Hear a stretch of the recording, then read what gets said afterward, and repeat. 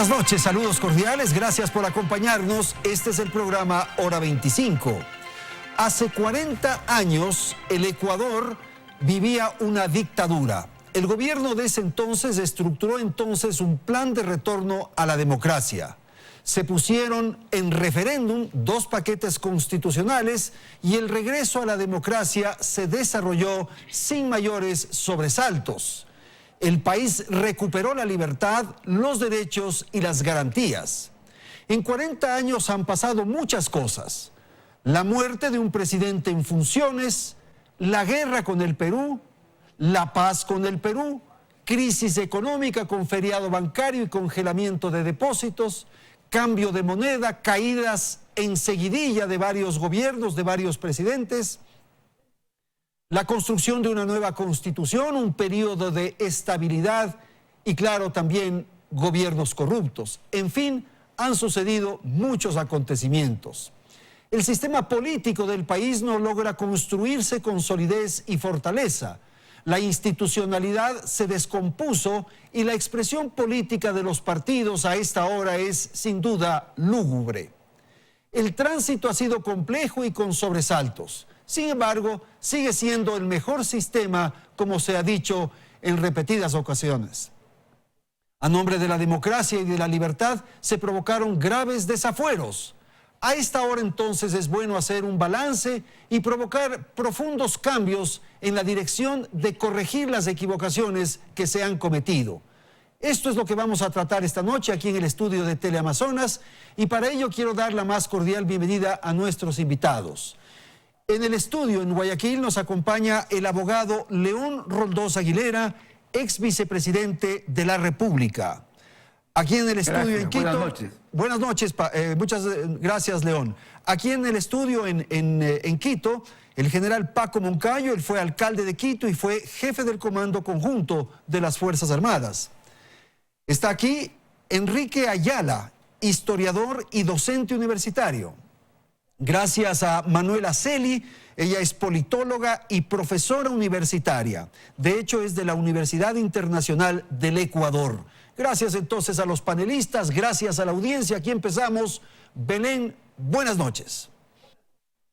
Andrés, amigos, muy buenas noches. La democracia ha sido siempre un desafío para el país.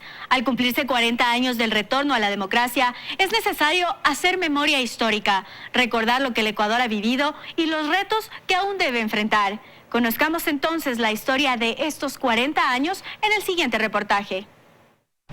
Esta es la imagen que revive el momento en que el Ecuador volvió a la democracia.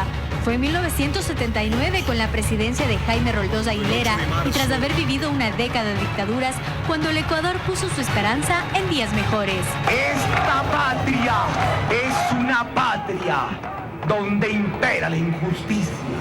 Fue reconocido por defender los derechos humanos, que para ese momento estaban socavados en países de la región, donde aún permanecían las dictaduras, como en Chile con Pinochet y en Argentina con Videla. Las democracias no deben ni pueden ser débiles. Pero su presidencia duró poco. El 24 de mayo de 1981 falleció en un accidente aéreo en la provincia de Loja y fue precisamente ese día cuando dejó inmortalizada una frase que ha trascendido generaciones. Este Ecuador amazónico, desde siempre y hasta siempre. ¡Viva la patria! La tarde de este 24 de mayo, presidente constitucional de los ecuatorianos, abogado Jaime Roldós Aguilera, ha muerto. Tras su muerte, Osvaldo Hurtado, su vicepresidente, asumió el mandato y se convirtió de alguna forma en el encargado de consolidar el retorno a la democracia. Fue un gobierno complejo, marcado por una difícil situación económica, rodeada de ajustes fiscales y de protestas sindicales, estudiantiles y con el empresariado en contra. Solicito se llame a juicio político al señor ministro de Gobierno. Ya para 1984 fue uno de sus principales detractores en el Congreso quien asumió la presidencia. Con el eslogan de pan, techo y empleo, León Febres Cordero llegó al poder y su mandato es recordado sobre todo por la intensa actividad subversiva del grupo Alfaro Vive Carajo. Fue precisamente la crítica que se le hizo por el abuso de los derechos humanos y la captación de los poderes lo que debilitó a su gobierno.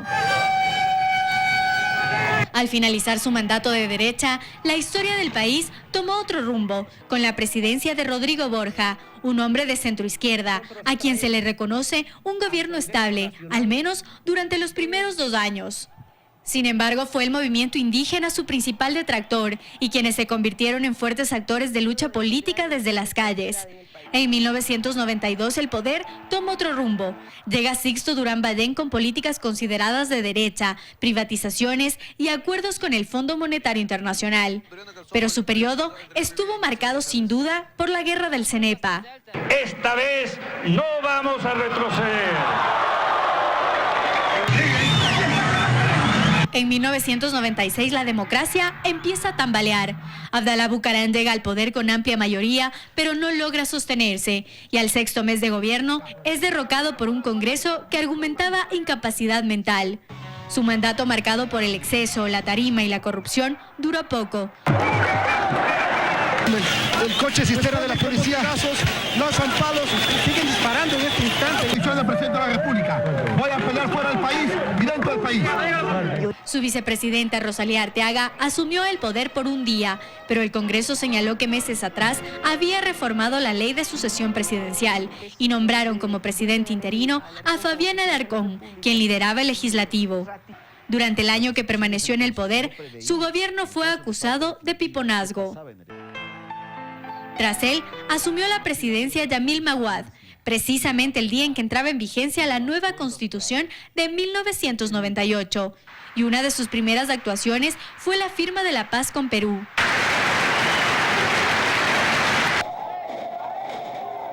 Pero sobre todo su gobierno es recordado por la más dura crisis económica que había vivido el país. El congelamiento de los depósitos provocó una difícil situación, generando por primera vez una masiva migración de ecuatorianos. Y ya en enero del 2000, tras la imposición de la dolarización, fue derrocado cuando las Fuerzas Armadas le retiraron su apoyo.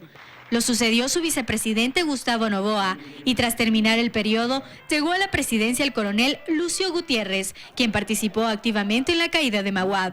Y hemos estado gobernados por los más capaces, pero igualmente han vendido la patria, han regalado la patria a cambio de nada. Su gobierno estuvo marcado en un principio por una alianza con el sector indígena, pero luego tomó un rumbo diferente apegado a la derecha. Su vicepresidente Alfredo Palacio asumió el poder y terminó el periodo. Y ya en 2007, quien se desempeñó como ministro de Economía del anterior gobierno, alcanzó a conseguir el apoyo popular. Rafael Correa llegó a un país tras una inestabilidad política y económica y logró mantenerse en el poder durante 10 años. Sin embargo, su mandato termina marcado por insólitos actos de corrupción y un país sumido en una difícil crisis económica. Actualmente es quien fue su vicepresidente durante su primer periodo, Lenín Moreno, quien se encuentra en el poder y ha tomado un camino diferente al de su coideario. Es este el Ecuador que ha transcurrido durante los últimos 40 años. Y es precisamente esto lo que vamos a tratar en el transcurso del programa. Voy a dar la palabra al historiador Enrique Ayala para pedirle una apreciación inicial. ¿Qué ha significado el retorno a la democracia, Enrique? Buenas noches. Muy buenas noches. Muy buena la síntesis que hace el programa. En eso nos evita hacer una serie de comentarios aquí y referencias.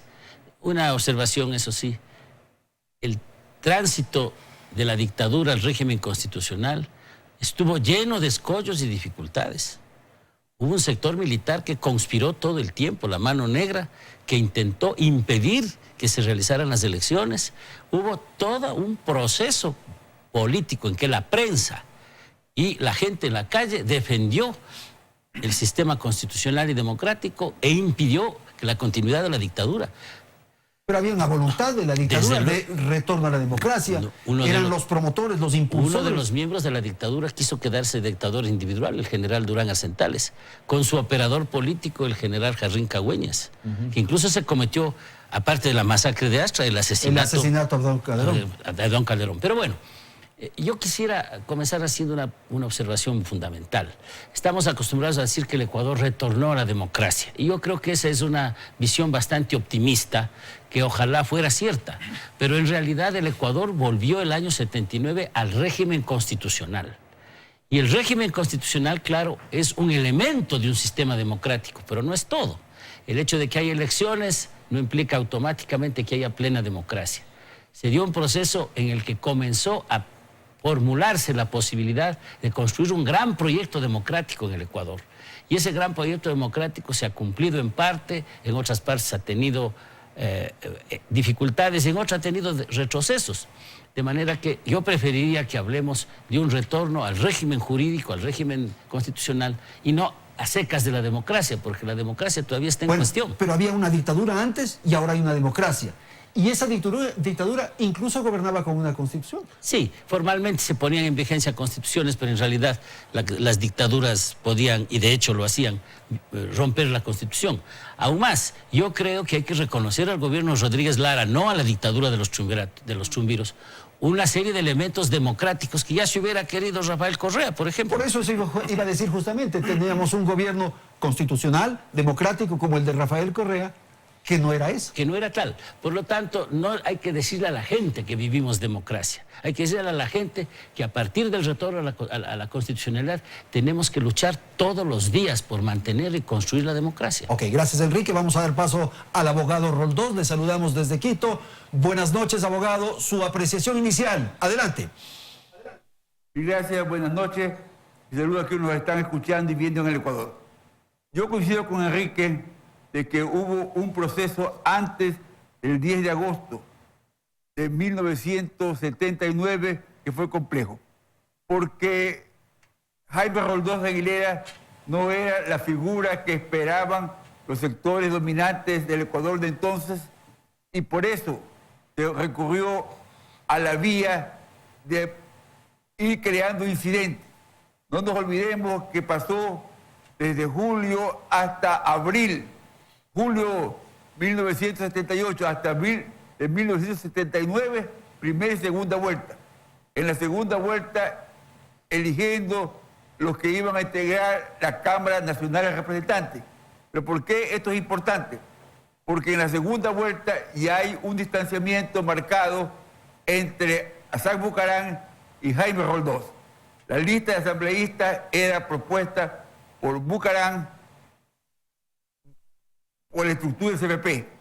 Y tanto es así que el pacto que se llamó luego el Pacto de la Componenda, esa se da desde el mes de mayo, junio del año 79.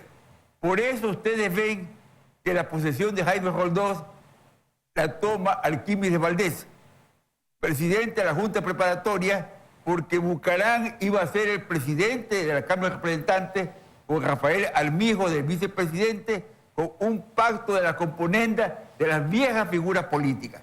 Es decir, Jaime Roldós nunca tuvo una Cámara de Representantes, lo que ahora sería el Congreso, a favor, nunca. Siempre tuvo que luchar contra esa circunstancia. Es en 1980 que hay el acuerdo con la izquierda democrática y va Raúl Vaca de presidente de la Cámara de Representantes. Esto es importante que lo recordemos. Es decir, siempre hay quienes conspiran contra la democracia. Ese es un factor permanente. Bucarán estuvo en la posesión, molesto. Bucarán luego comenzó enseguida a hacer cuestionamientos y viene la ruptura con Bucarán, que se junta para el efecto con el ingeniero Félix Cordero y con otros actores de la política de entonces. Muy bien, gracias. Es importantísimo recordarlo en este momento. Perfecto. Esta primera intervención suya, gracias, abogado. General, buenas noches. Su primera apreciación. Buenas noches. Me parece que es importante señalar cuál fue el papel institucional, el papel de las Fuerzas Armadas, porque no se puede pensar que todas las Fuerzas Armadas piensan igual, actúan igual. Había una corriente fuerte en los oficiales. Perdón, general, ¿usted estaba en qué? Yo en esa época era teniente coronel. Había una corriente fuerte al interior de las Fuerzas Armadas después del golpe de la funeraria, de que sea el propio general Rodríguez el que inicie un proceso de retorno al sistema constitucional, para utilizar la palabra correcta. No se logró, ganó la tesis de que era indispensable un gobierno de transición, pero este gobierno también estaba supeditado a presiones internas. De manera que, y quizás quien mejor representó esa visión institucional fue el general Richelieu Le Boyer, que fue un actor importante en la transición.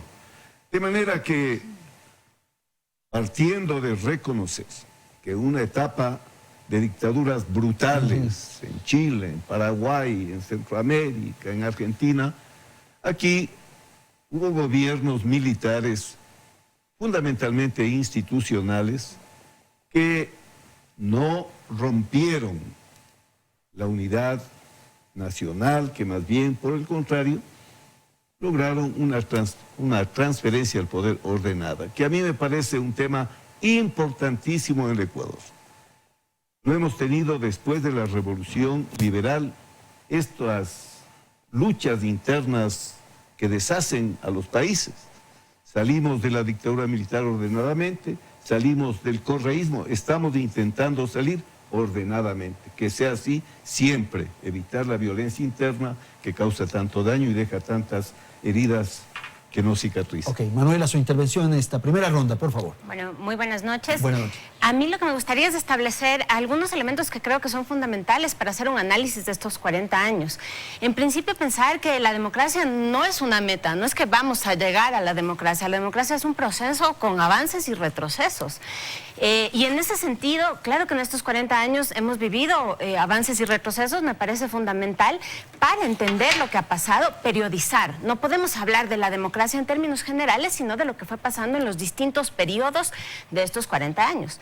En segundo lugar, me parece importante también considerar que cuando se va constituyendo un sistema político, hay elementos de origen que marcan la trayectoria de ciertas componentes de ese sistema político. En ese sentido, por ejemplo, la institucionalidad que nace con el régimen del 79, nace ya con los elementos que verán su fracaso a posteriori, nace ya con las debilidades, con los sesgos que veremos después a lo largo de esos 40 años. Lo mismo sucede con el sistema de partidos políticos. Bajo esas condiciones yo creo que es importante considerar que igual estamos frente a una democracia relativamente joven que a lo largo de estos 40 años ha cumplido con los mínimos procedimentales, con las elecciones, de alguna manera, por decirlo, libres, informadas, un mínimo procedimental. Y por otro lado, lo que me parece fundamental de destacar a lo largo de estos 40 años es precisamente la desconexión entre las élites políticas y la ciudadanía. Una desconexión que afecta además a la conexión entre la ciudadanía y el Estado. Y esto en el marco de una democracia representativa que, si bien debe delegar, implica el aislar al ciudadano de un elemento fundamental que es el quehacer público. Bueno, nos ha faltado construir muchas cosas, Enrique, sin duda, y uno de los aspectos que plantea Manuela me parece que es fundamental. En estos 40 años no se ha logrado construir instituciones lo suficientemente sólidas, solventes, que permitan sostener el andamiaje constitucional y democrático. En el campo político no solamente se aprobó una constitución nueva en 1978, una constitución progresista que recogía los avances más importantes del mundo para la época y le daba un papel central al Estado, sino que también se puso en vigencia una ley de partidos políticos que iba a ser el marco dentro del cual se iba a modernizar la política dominada por el Partido Conservador, el Partido Liberal. Y en parte eso tuvo éxito porque se forjaron nuevas fuerzas, se formó este centro reformista con eje en la izquierda democrática y la democracia popular. Las fuerzas de izquierda, por primera vez en la historia del país, tuvieron una presencia electoral importante, y la derecha se sinceró y formó el Frente de Reconstrucción Nacional, que fueron los viejos partidos que se reagruparon fundamentalmente alrededor del Partido Social Cristiano. Y ya no por la confesionalidad del Estado, sino por el papel del Estado en la economía, por el papel del Estado en la redistribución social. Pero hay una cosa, esta propuesta de ley de partidos mentalizada fundamentalmente por Osvaldo Hurtado cuando era miembro de la comisión respectiva, tuvo un problema, y es que no tomamos en cuenta que el Ecuador tenía una vieja institución más antigua que la propia democracia, que es el caudillismo. Entonces, el caudillismo se metió en las intersecciones del sistema político y dentro de los partidos o fuera de él, terminó volviendo disfuncional al sistema. Además, hay que añadir algo que Manuela ya ha insistido, y es que los partidos no lograron representar a la ciudadanía ante el Estado. Y esa es la base de cualquier democracia. Entonces, un intento interesante que funcionó durante los primeros años, que parecía consolidarse, el momento en que vino una crisis económica más o menos fuerte, el sistema se vino abajo. Paco, su apreciación sobre partidos políticos, base de la democracia. En primer lugar, hay que decir que la democracia es el único modelo y sistema que puede perfeccionarse. Nunca vamos a tener democracia perfecta. En cambio, si usted pudiera perfeccionar el autoritarismo, perfeccionar el totalitarismo, este mundo estaría en graves peligros. En segundo lugar, en el proceso de transición hubo un interés marcado de tener un sistema político estable. Y yo les voy a decir que lo tuvimos en parte y que fue un periodo interesante de nuestra historia, comenzando por el extraordinario presidente Roldós. Muere, le reemplaza el doctor Hurtado. Hay un gobierno de derechas fuerte, el del señor Febres Cordero. Hay un gobierno democrático, abierto, el del doctor Borja. Llega nuevamente un gobierno con un vicepresidente de una visión neoliberal radical, el del arquitecto Sixto Durán. Había una continuidad democrática porque con había la tendencias posibilidad diferentes, de selección. Claro. Hasta que llegue el caudillismo representado por el señor Bucaram.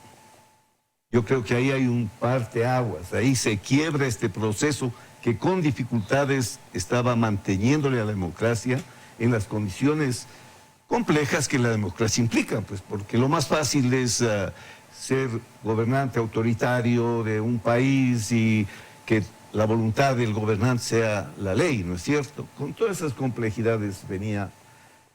Entonces volvemos al tema del caudillismo. El caudillismo es una enfermedad nacional gravísima que se expresa en dos crisis. La crisis que inicia con Bucaram y la crisis democrática que inicia con Correa. Que no es lo que vota la gente para elegirlo a Correa, ni lo que piensa la gente con la Constitución del 2008, sino es la traición a un modelo y a un proceso que era básicamente socialdemócrata para establecer un gobierno personalista, autoritario, que hemos vivido en estos últimos años. Gracias, Paco. Vamos a dar la palabra a León Roldós nuevamente en Guayaquil. Su apreciación de las instituciones, tema partido político, tema gobernantes y conducción durante estos años. Por favor. En el caso de partidos políticos, se evidenció cuál es la situación real de las organizaciones políticas en el último proceso electoral. La multiplicación de candidatos que llevaron a que minorías tan pequeñas que apenas estaban por encima del 20% lleguen a captar funciones importantes en el Ecuador. ¿Por qué? Porque realmente se llegó a una prostitución de candidaturas en el Ecuador. Esto realmente es muy grave, pero gravísimo. Hay que, de alguna manera, reformar o por lo menos establecer responsabilidades en este proceso que se ha dado en el Ecuador. Luego de esto, sí ha salido como cosa buena que los caciques locales en varias partes del Ecuador han sido derrotados. ¿Por qué digo esto? Porque sí hay figuras locales que estaban ya queriendo perennizarse. Y eso en este rato ha sido derrotado. Pero, ¿qué va a surgir después? Difícil es el interrogante. Yo creo que en el caso de Quito, por ejemplo, perdimos la posibilidad que Paco Moncayo sea alcalde. Habían otros candidatos de mucho respeto.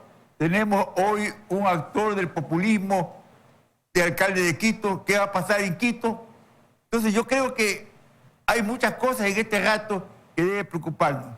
Con un país donde se ha rescatado el respeto a la opinión ajena, pero estamos en una verdadera transitoriedad llena de indefiniciones que solamente compiten en volumen, en número, con la falta de transparencia.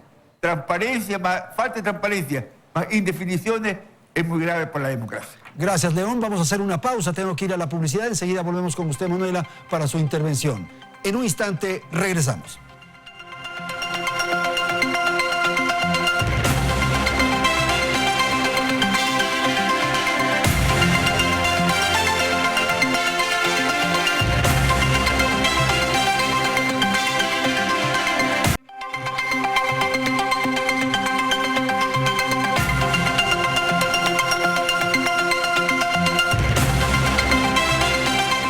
Resumir entonces lo que ha pasado en el país en estos 40 años, recordemos que desde 1979, 14 personas han ocupado la presidencia de la República. Sin embargo, desde la presidencia de Abdalá Bucaram en 1996, la frágil institucionalidad y las condiciones políticas y económicas llevaron al país a experimentar una época turbulenta en cuanto a democracia. Desde ese momento y hasta 2005, 3 presidentes fueron derrocados y sus vicepresidentes asumieron el mandato. En estos 40 años, además, el Ecuador ha tenido 2 presidentes presos y también recordemos 3 presidentes prófugos de la justicia, demostrando así que uno de los ejes transversales en esta vida democrática ha sido la corrupción, que durante los últimos años o se aceleró o bien se visibilizó aún más. También el país fue actor de 2 guerras, la de Paquilla y la del Cenepa. Y finalmente, los hitos que han marcado la historia reciente son la crisis financiera de 1999 y 2000 y la dolarización, con la cual el Ecuador empezó un nuevo rumbo económico, eso sí, siempre ligado al petróleo. Y hoy el Ecuador sigue luchando por vivir en democracia, en una democracia plena que por momentos se vio perdida. Bien, vamos entonces a presentar nuestro siguiente segmento. Voy a dar la palabra a Manuela, como habíamos señalado, y tal vez decir algo.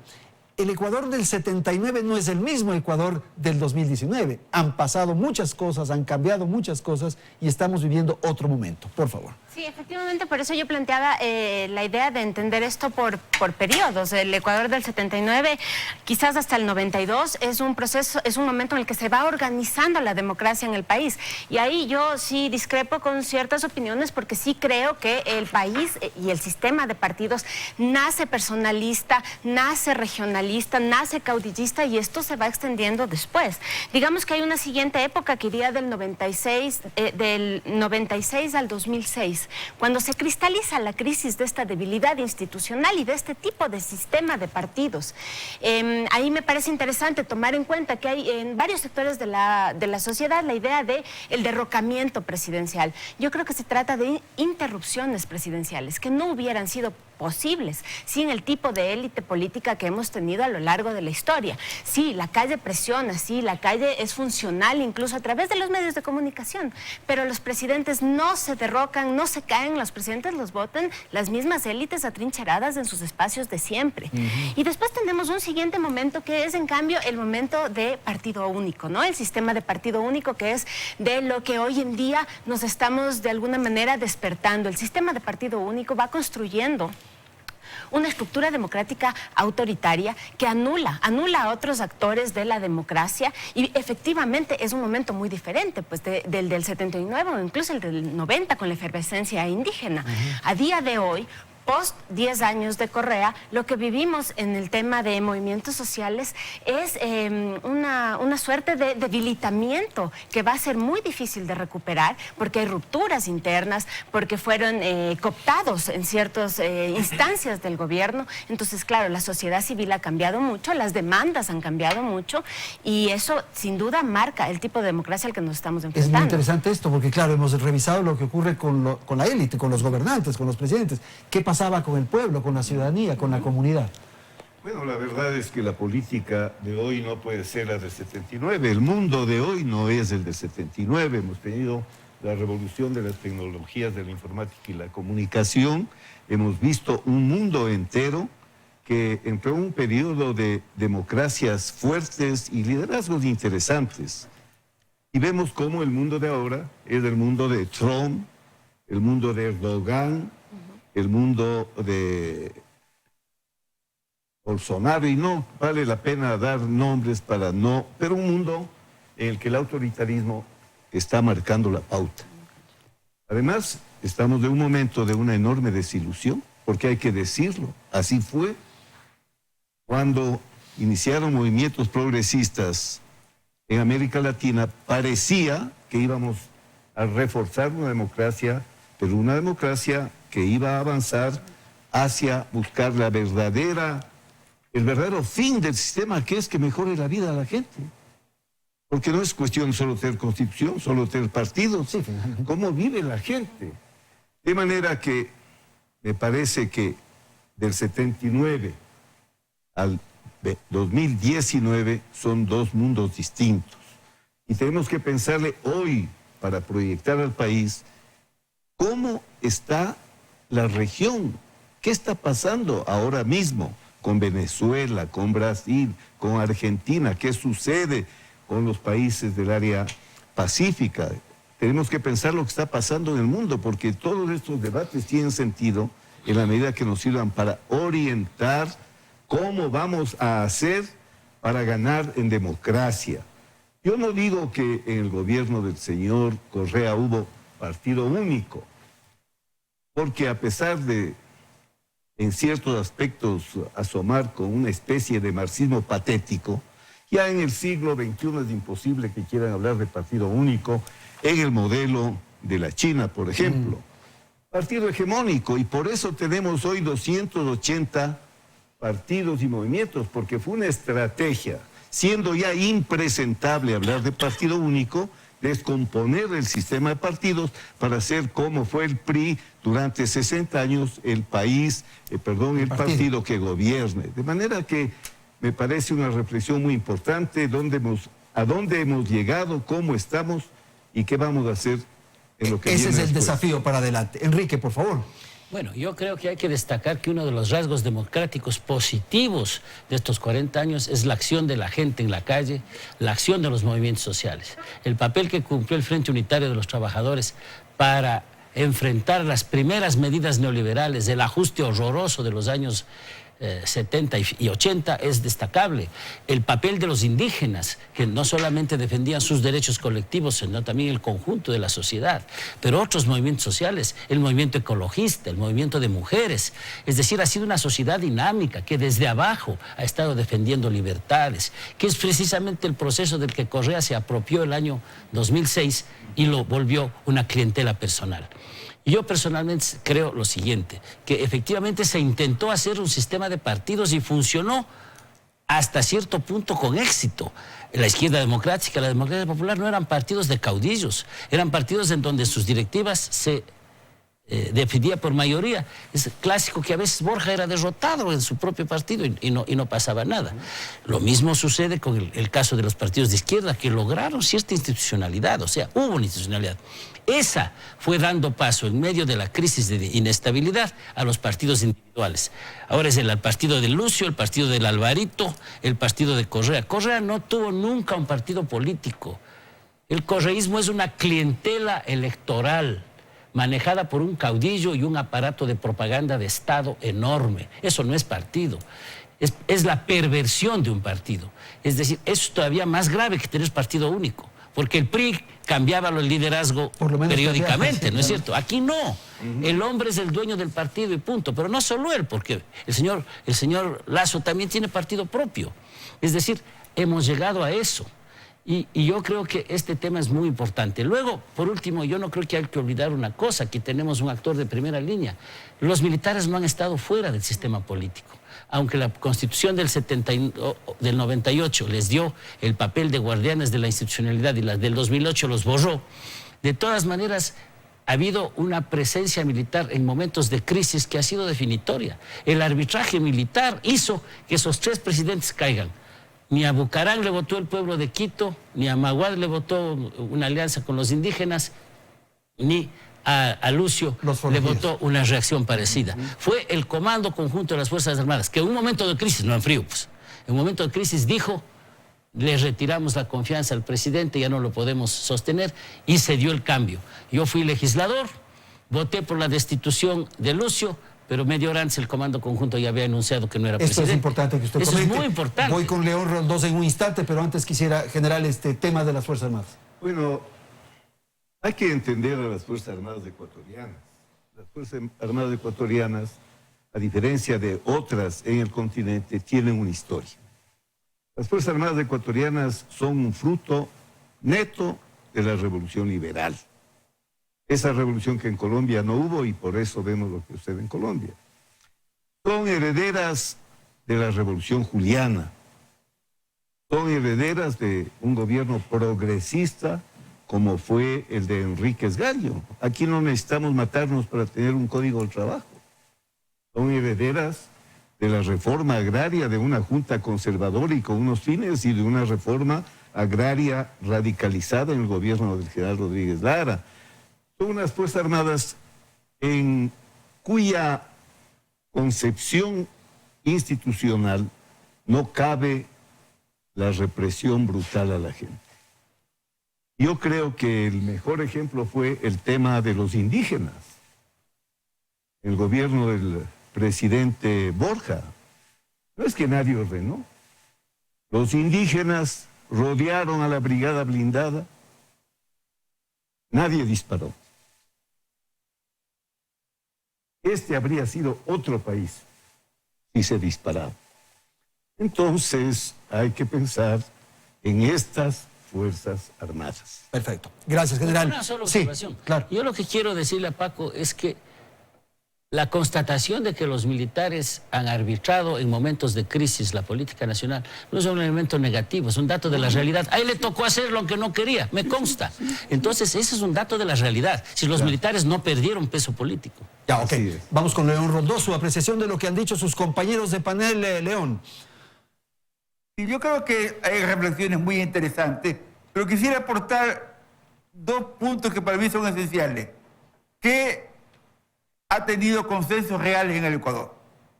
Primero, el cierre de fronteras. Eso es importantísimo. Se acabó toda la historia que había que armarse, que había que estar siempre dispuesto a chocar con el Perú.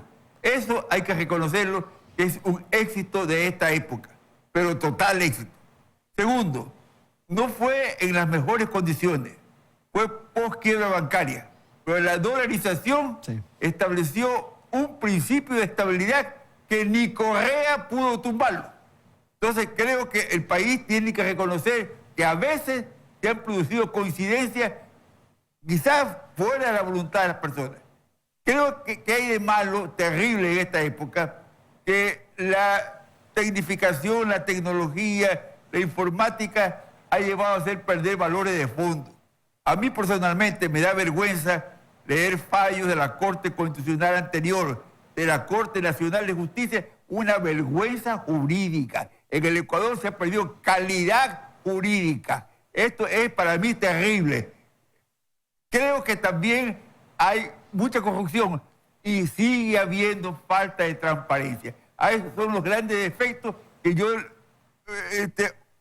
observaría en este rato, porque el país tiene que afrontarlo y encontrar en la superación de ellos la posibilidad de un desarrollo futuro. Y coincido plenamente y quisiera detenerme en el tema de la justicia, así como se estaba hablando en la necesidad de tener instituciones sólidas en el tema de los partidos políticos, se habló algo de las Fuerzas Armadas, quisiera preguntarle sobre lo de la justicia. No hemos logrado construir una justicia adecuada, solvente, proba, en fin. Su apreciación, por favor.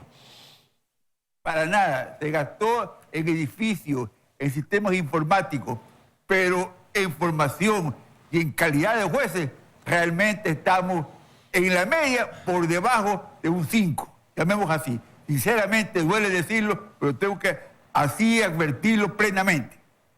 Y claro, hay que coincidir, Manuel, en lo que dice León Roldós respecto a la paz con el Perú. Sin duda, ese es un elemento fundamental de este periodo. Y también la posibilidad de tener una moneda como el dólar que ha permitido una estabilidad en la economía. Por favor. Efectivamente, y solo para hacer un comentario sobre el tema de que en realidad que es la diferencia de poderes, ¿no? La autonomía de los poderes. Durante muchísimos años en el país se ha utilizado la justicia como un recurso político. Y esto también ha marcado un tema de cultura política. Ahora, cuando se hacen intervenciones reales en términos de corrupción, más en el contexto actual, todavía cuesta entender que son intervenciones reales. Siempre estamos hablando de la persecución política y eso distorsiona en gran medida el papel que juega el sistema judicial y la distinción entre poderes. Sobre lo que decías, Andrés, me parece interesante porque creo que son momentos de quiebre muy particulares de estos 40 años, ¿no? Por un lado, quizás sí habíamos hablado del movimiento indígena que tuvo un momento de quiebre significativo y habíamos hablado también del tema de la dolarización, que la dolarización es la expresión también, todo el proceso de salvataje bancario, es la expresión también del tipo de sistema que veníamos teniendo, es la expresión de las leyes que se levantan en el tiempo de Sixto, es la expresión también de lo que pasa durante el primer periodo de Mahuad y de la relación que tienen los partidos políticos, varios de ellos, con las élites económicas del país. Sin duda, quizás lo más importante en ese sentido fue el drama social que implicó para nuestro país y lo que quedó en su memoria histórica, porque es un país que en su memoria histórica tiene el temor a la banca constantemente. Y ahí entra además un tema que ha sido muy importante para la historia de nuestro país en estos 40 años, que fue el proceso migratorio, un proceso dramático, un proceso que implicó varios problemas sociales que se extendieron a lo largo de muchísimos años y que además, si es que lo conectamos a día de hoy nos enfrenta con un espejo, cuando tenemos que receptar procesos migratorios que vienen de otros lugares. Me parece importante también pensarlo así, porque la democracia debería implicar procesos de aprendizaje también en la ciudadanía. Perfecto, hacemos una pausa, tenemos que ir a la publicidad. Retornamos en un instante para el segmento final de nuestro programa. Ya regresamos.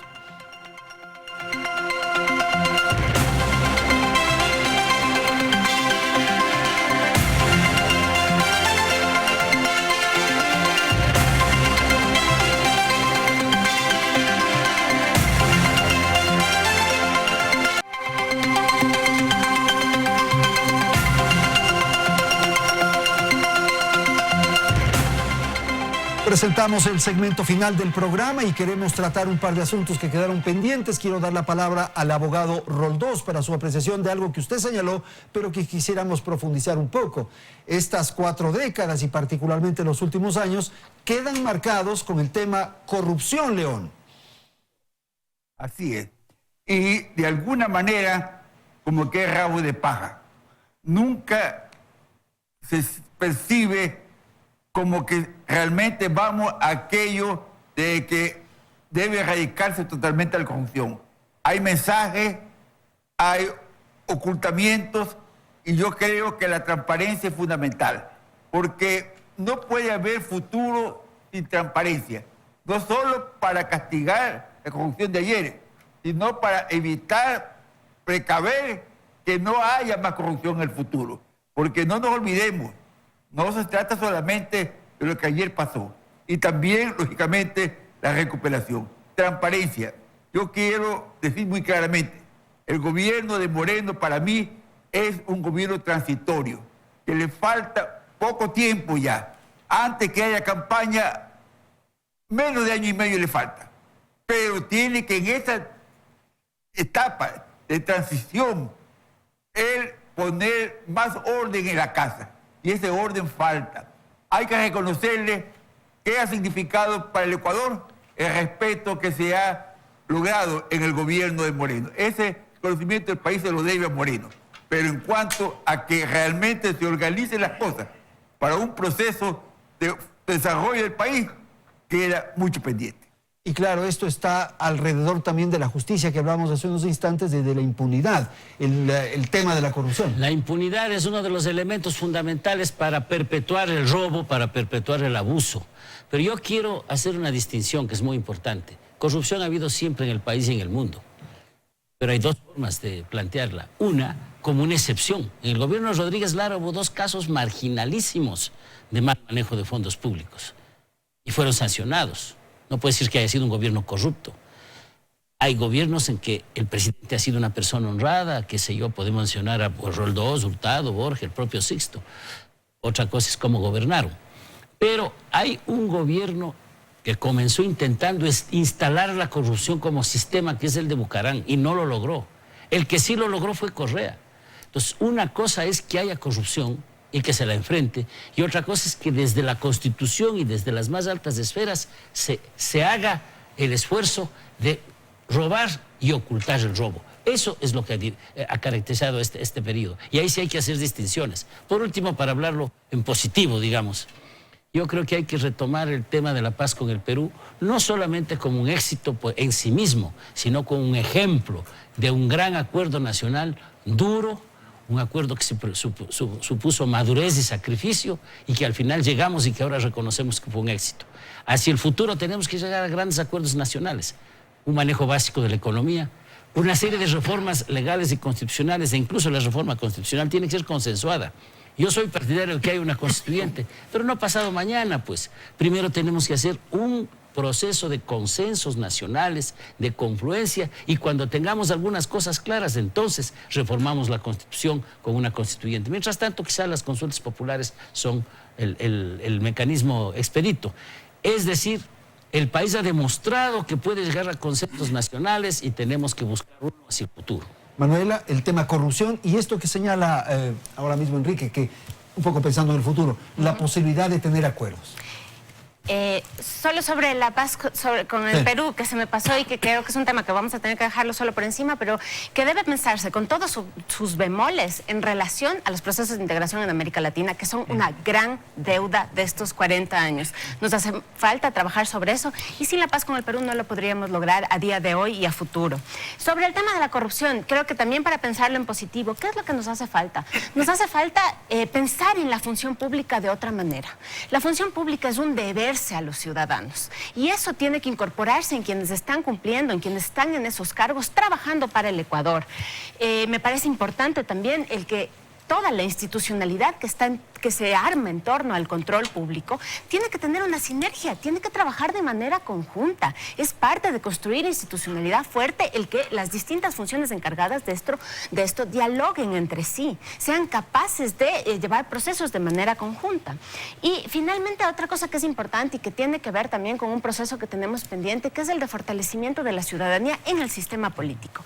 Hay un tema de accountability, de rendición de cuentas, que si bien está en las manos del gobierno el hacerlo, el ciudadano tiene que demandarlo. Es importante que estemos ahí demandando que a quienes hemos elegido respondan como deben responder, de acuerdo a un plan que se ha presentado, de acuerdo a, y creo que ahí solo quiero introducir un tema brevemente, es importante a futuro el Código de la Democracia, porque esa va a ser la forma de controlar los países, los partidos del futuro y nos va a permitir también decir, a ver, si te vas a candidatizar debes tener una estructura, debes tener un plan, debes tener también unos límites para candidatizar. O sea, hay una serie de elementos que están en debate y que no debemos dejarlos pasar. Ok, general. Bueno, la avaricia es una enfermedad humana. Los problemas de corrupción son globales, a tal punto que las Naciones Unidas han tomado muy en serio el tratar sobre el tema de la corrupción y aconsejar qué se debe hacer. Lo que quiero insistir en este caso es que el ser humano no va a cambiar. El Homo sapiens sigue cargando con esa herencia genética. Pero la democracia es el principal instrumento y herramienta anticorrupción. Usted tiene división de funciones, pesos, contrapesos, jueces independientes, control independiente después de las barbaridades que hemos visto que se han hecho en la Contraloría. Usted tiene más certeza que si tiene un gobierno autoritario, cuando se hablaba, por ejemplo, del caso del gobierno del general Rodríguez Lara, no se olviden que ahí habían pesos y contrapesos institucionales internos, toda una oficialidad y personal viendo a los jefes. Entonces, la alternancia solamente es otro en elemento democracia evitar la corrupción. Vamos a poder combatir a la corrupción mejor. Y creo que hay que insistir en los grandes acuerdos nacionales. Miren, corrupción también es que te roben en las elecciones y que deformen la voluntad popular y ganen los que perdieron. Eso hemos visto mucho en ese tiempo. De manera que la corrupción en el más amplio sentido tiene que ser combatida en democracia para que podamos resolver los demás problemas. El primer gran acuerdo nacional debería ser y después podrían venir. La lucha en contra de la corrupción. Estamos por terminar, tenemos 2 minutos. Quiero aprovechar para que nuestros panelistas hagan una intervención final. 30 segundos cada uno. Por favor, León, le escuchamos desde Guayaquil. Ojalá hagamos el más importante de los acuerdos. Pensar que el Ecuador está por encima de los intereses políticos, económicos del grupo. Esta visión falta. Y vía transparencia, vía información, es que el Ecuador puede enfrentar las circunstancias. Yo no quiero que se estén formando los comités para el reparto del país después de las elecciones del año 21. No. Esto sería ofender a la patria. Perfecto. Muchísimas gracias, abogado. Doctor Ayala. Se dice que ha habido siempre corrupción y siempre habrá. Pero hay que decir con fuerza que hay siempre también gente honrada y siempre habrá. Siempre habrá gente demócrata y siempre habrá. Hay que apostar a estos. Perfecto, general. Okay. Bueno, la verdad es que después de estos 40 años tenemos a un país en crisis, con una economía descompuesta, con una enorme deuda externa, con gente sin empleo.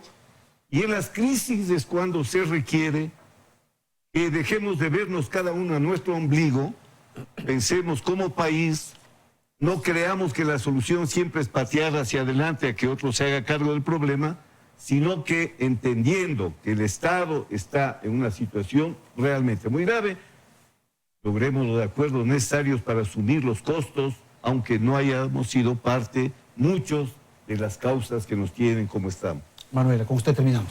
Bueno, la democracia efectivamente es el único sistema que tenemos y representativa, ¿no? Debe ser representativa. Por lo tanto, yo creo que lo que tenemos que hacer es exigirle más. Es lo que tenemos y debemos exigirle más.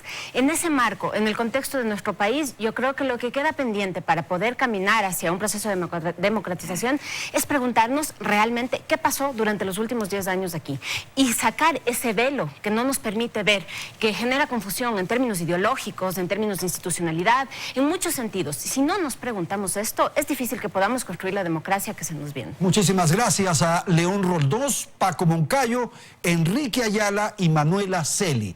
Gracias a nuestra audiencia que ha estado atenta a la señal de Teleamazonas. Felicidades, hasta la próxima semana.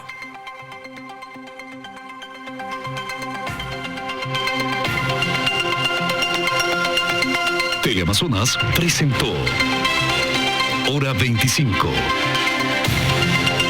con el auspicio de